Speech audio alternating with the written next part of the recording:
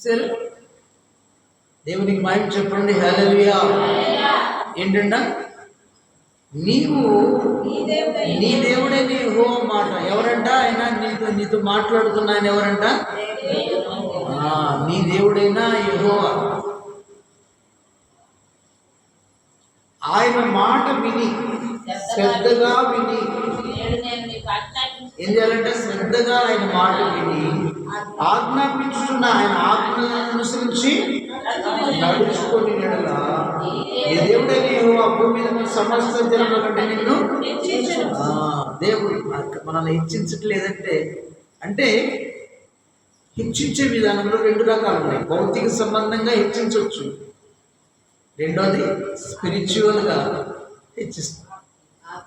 ఆత్మ సంబంధం, ఆత్మ సంబంధమైన ఆశీర్వాదం అర్థం కాదు లోకానికి. భౌతిక సంబంధమైన ఆశీర్వాదం అర్థమవుతూ ఉంటుంది. అన్న కార్లు, అన్న టిప్పు టాపు టైలు టక్కులు, ధనధాన్యాలు, మంది మార్గాలు, ధనవన్నుడికి వస్తూ ఉంటాయి. దేవునికి స్తోత్రం. ధనవంతుడికి అందరూ స్నేహితులేనంట, బీదవానికి ఉన్న స్నేహితులు కూడా వెళ్ళిపోతారు. దేవునికి స్తోత్రం. అందుకే యేసయ్యకి స్నేహితులు లేరు, ఉన్నారా? అసలు నీకు ఉన్న 12 మంది కూడా ఆ శ్రమ టైంలో సిలువ కదా, ట్రైన్ టైంలో అందరూ కూడా పారిపోయారు, వాళ్ళని చంపుతారు. ఇంతగా నీ కోసం ప్రాణం ఇస్తామని కూడా అనిన వారు కూడా, పేతురు లాంటి వారు కూడా చివరికి ఆయన దగ్గర చచ్చినా పర్లేదని అక్కడ నిలబడ్డా. కారణం ఏంటంటే దేవుని లేఖనం నెరవేరు. లేఖనం ఏం చెప్తుందంట? క్రీస్తు పూర్వమే జకర్యా గ్రంథంలో నా గొర్రెలను కొట్టుదును, గొర్రెల కాపరిని కొట్టుదును, గొర్రెలు చెదిరిపోవాలని లేఖనం నెరవేరాలి. కాబట్టి వీళ్ళందరూ కూడా చెదిరిపోయారు. కాబట్టి దేవుని మాట సత్యం, దేవుని మాట నెరవేరుతూ ఉంటుంది. దేవుని స్తోత్రం చెప్పండి. కాబట్టి బీదవాడైనా ధనవంతుడే కానీ బీదవాడుగా ఉన్నాడు భూలోకంలో. యేసయ్యకి స్నేహితులే లేదు, వాళ్ళ నాన్నే పట్టించుకోవడం. వాళ్ళ అమ్మ మాత్రం కాస్త ఏది ఏమైనా ఏమనాలి, మరి ఏమనాలి?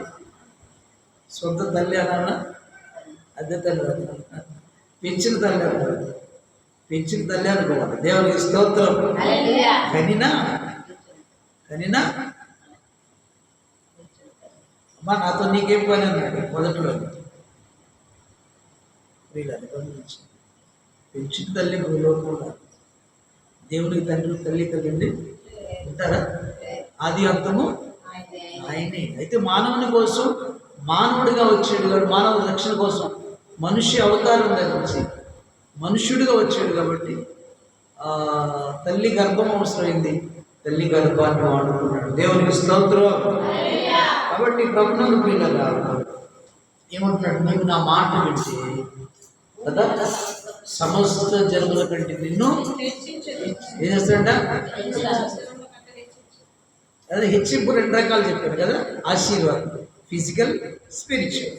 భౌతిక సంబంధం ఆశీర్వాదం కూడా ఇస్తాడు. ఎందుకంటే అబ్రాహాముకి ఇచ్చాడు, ధనవంతుడు మహాధనవంతుని చేశాడు. యోబుకి ఇచ్చాడు, ఊసు దేశంలోని ధనవంతుడిగా చేశాడు. భౌతిక సంబంధమైనది కూడా ఇస్తాడు, ఆత్మ సంబంధమైన ఆశీర్వాదం కూడా ఇస్తాడు. వీళ్ళని గమనించండి. కాబట్టి ప్రభునందు ప్రియులారా, ఈ ఆత్మ సంబంధమైన ఆశీర్వాదం కొందరికేమో కొంచెంగానే ఇస్తాడు, కొంతమందికి ఏమో భౌతిక సంబంధమైన ఆశీర్వాదం కనిపించేటట్టుగా ఇస్తాడు. దేవునికి స్తోత్రం. ఎందుకంటే ఆయన ద్వారా కొంతమంది, ఇప్పుడు యోగున్నాడు, బీదలందరినీ కనికరించాడంట. ఆయనకున్న దాంట్లో ఎవరికి ఇవ్వకుండా ఎప్పుడు దాచుకోలేదంట. ఆయన ఇస్తానే ఉన్నాడు, సహాయం చేస్తూనే ఉన్నాడు అందరికీ. కాబట్టి అలాంటి ధనవంతుల ద్వారా కూడా బీదలు కొంతమంది పోషించబడతారు, కొంతమంది ధనవంతులుగా చేస్తారు. దేవునికి మహిమ కలుగునుగా.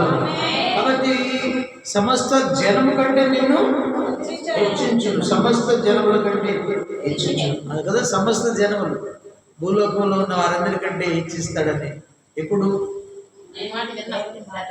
ఎవరమ్మా? ఎప్పుడమ్మా?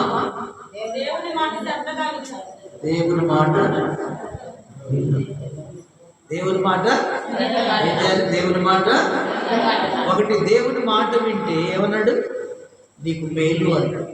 ఏంటి ఆయన మాట అంటే, నా మాట వింటే భూమిలో ఉన్న మంచి పదార్థాలన్నీ అనుభవిస్తావు అన్నాడు. భూమిలో మంచి పదార్థాలు అంటే శ్రేష్టమైన ఆహారం, శ్రేష్టమైన నీవులన్నీ నీవు అనుభవిస్తావు. మంచి పదార్థాలన్నీ అవి వెండి బంగారాలే కానీ, ఆహారమే కానీ, ఫ్రూట్సే కానీ, భూలోక సంబంధమైన అన్నీ కూడా నువ్వు అనుభవిస్తావు అన్నాడు. నా మాట వింటే అంటే నీకు పొదువు ఉండదు నీ ఇంట్లో అని అర్థం. ఆహారం కానీ, ఐశ్వర్యం కానీ అన్నీ కూడా నీకు పొదువు ఉండదు ఎప్పుడు నీవు నా మాట వింటే.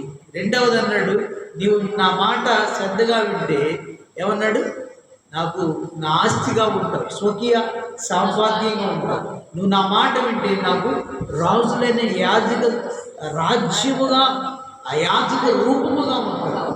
యాజకులు ఎంతో విలువైన వారు నా దృష్టికి, మిమ్మల్ని కూడా నేను అంత విలువైన వారుగా ఒక రాజ్యంగా చేసుకుంటాను, అంత ఇష్టంగా మిమ్మల్ని కోరుకుంటాను. యాజకులను దేవుడు ఎంతగానో కోరుకుంటాడు. యాజకులను తన ఆత్మతో నింపుతాడు. యాజకులను తన నూనెతో అభిషేకిస్తాడు. ఆత్మాభిషేకం ఇస్తాడు, నూనె అభిషేకం ఇస్తాడు. వారితో మాట్లాడుతూ ఉంటాడు. కాబట్టి యాజకులు అంటే దేవునికి చాలా ప్రియము, ఇష్టం. కాబట్టి మిమ్మల్ని కూడా నేను అలాంటి వారుగా చేస్తాను. ఇష్టంగా మీరంటే నాకు ఇష్టంగా మీరు ఉంటారు అని అర్థం. యాజక రూపమైన రాజ్యముగా అంటే. మూడోది ఏమన్నాడు, పరిశుద్ధ జనాంగముగా. మిమ్మల్నిగా పాపులుగా ఎంచును, నీతిమంతులుగా ఎంచుతానని అర్థం. దేవునికి స్తోత్రం. నా రక్తంలో కడిగి మిమ్మల్ని పరిశుద్ధ ప్రజలుగా. సాతానుడు ఒకసారి వచ్చి అంటాడంట, మురికి వస్త్రాలను చూపెడుతుంటాడు యోషువ. అప్పుడు దేవుడు అన్నాడంట, నువ్వు వెళ్ళి దేవదూతతో అతని వస్త్రాలు తీసి, మలిన వస్త్రాలు తీసి మంచి వస్త్రాలు తీయమన్నాడు. దేవునికి స్తోత్రం. అలాగనే పిల్లలు మన మీద నేరారోపణ చేస్తుంటే కాదు నేను రక్తంలో నా పిల్లలను అడిగానని ఆయన రక్తాన్ని ఆయన ఆ గాయాలను చూపెడతారు. దేవుని స్తోత్రం. అలాగే పరిశుద్ధమైన జనంగా మనల్ని చేసుకుంటాడంట. ఆ తర్వాత ఏమన్నాడు, దేవునికి మహిమ కలుగును గాక. సమస్త జనముల కంటే నిన్ను గుర్తుపెట్టుకోండి. 4 విషయాలు. ఆయన మాట వింటే బైబిల్ గ్రంథం అంతా, ఆయన బోధించే టీచింగ్ అంతా, నీవు నా మాట వింటున్నావా లేదా? నీవు నా మాట విని, నా మాటను నమ్మి, నా మాట ప్రకారం నడుచుకుంటే, నువ్వు ప్రభువా ప్రభువా అని పిలిస్తే నేను వింటాను, పరలోక రాజ్యానికి వారసులుగా చేస్తాను. అలా కాకుండా నా మాట వినకుండా, నా మాటను నమ్మకుండా, నా మాట ప్రకారం నువ్వు జీవించకుండా నీ ఇష్టానుసారంగా బ్రతికితే నువ్వు ఎంత ప్రార్థన చేసినా ఫలితం లేదని చేరలేవు దేవుని రాజ్యం. కాబట్టి దేవుని మాట వినటానికి మనం తీర్మానం చేసుకోవాలి. మొదటిగా అర్థమైందమ్మా? ఏం చేసుకోవాలి? దేవుని మాట వినడానికి తీర్మానం. ఇవన్నీ మేలులు అనమాట. ఆ సమస్త జనముల కంటే ఇచ్చిస్తాడంట. 15 వచ్చిన వరకు ఉంటాయి ఆశీర్వాదాలు. 14 వచ్చిన వరకు అన్ని ఆశీర్వాదాలు. అవి రేపు మీరు చదువుకోండి, చాలా ఆశీర్వాదాలు ఉంటాయి. అవి నీవు నీ దేవుడనే ఓ మాట వినయనగా ఈ దీవెనలన్నీ నీ మీదకి వచ్చు. దేవుని మాట వింటే అన్ని దీవెనలనక. పొలంలో దీవించబడదు, గర్భఫలము దీవించబడదు, భూఫలము, పశువుల మందలు, దుక్కిటెద్దులు, గొర్రె మేకల మందలు, నీ గొప్ప పిండి పిసుకు, నీ తొట్టి నీవు లోపలికి వచ్చినప్పుడు దీవించబడదు, ఎదురు వెళ్ళినప్పుడు దీవించబడదు. నీ మీద నీ శత్రువులు నీ ఎదురు నుండి నీ ఎదుట హతమగినట్టుగా చేయి. వారు ఒక త్రోవను నీ మీదకి బయలుదేరి వచ్చి ఏ త్రోవని ఎదురు పారిపోతారు. నీ పొట్లలోనూ నీవు చేయ ప్రయత్నాలలో నీ దీవెన కలుగు నీవు ఆజ్ఞాపించు.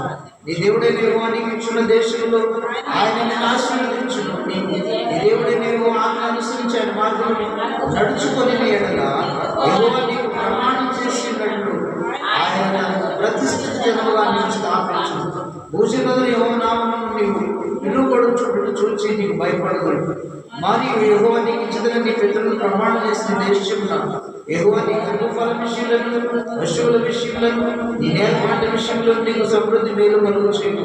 యెహోవా నీ దేశం మీద వర్షము దాని కాలమందు కురిపించును. నీవు చేయ కార్యమంతటి నేను ఆశీర్వదించుకును. ఆకాశము తన మంచి ధనాన్ని తెచ్చును. నీవు అనేక జనులకు పంపించదు కానీ అప్పు చేయవు. నేడు నేను ఆజ్ఞాపించు మాటలన్నింటిలో దేని విషయంలో కుడికి రాని ఎడము కానీ తొలగి అన్య దేవతలను అనుసరింపగి వాటిని పూజింపై ఉండేడగా నీవు అనుసరించి నడుచుకున్న వాళ్ళు నేను నీకు ఆజ్ఞాపించుతున్నా. నీ దేవుడిని ఆజ్ఞలను మాటలన్నీ విని వాటిని అనుసరించి గైకొనేటగా యెహోవా నిన్ను తలగా నియమించును కానీ తోకగా నియమింపడు. నీవు పైవాడుగా ఉండవు కానీ క్రిందవాడుగా ఉండవు. ఎన్ని ఫిజికల్ మెంటల్ స్పిరిచువల్ బ్లెస్సింగ్స్. తలగా ఉంచుతాడు, తోకగా ఉంచుతాడు, పైవాడుగా ఉంచుతాడు, కుంగా ఉంచుతాడు. తర్వాత అప్పు ఇస్తావు కానీ అప్పు మరి అప్పు చేస్తున్నామంటే ఇంకా ఏదో మనం సరిగా వినట్లేదు.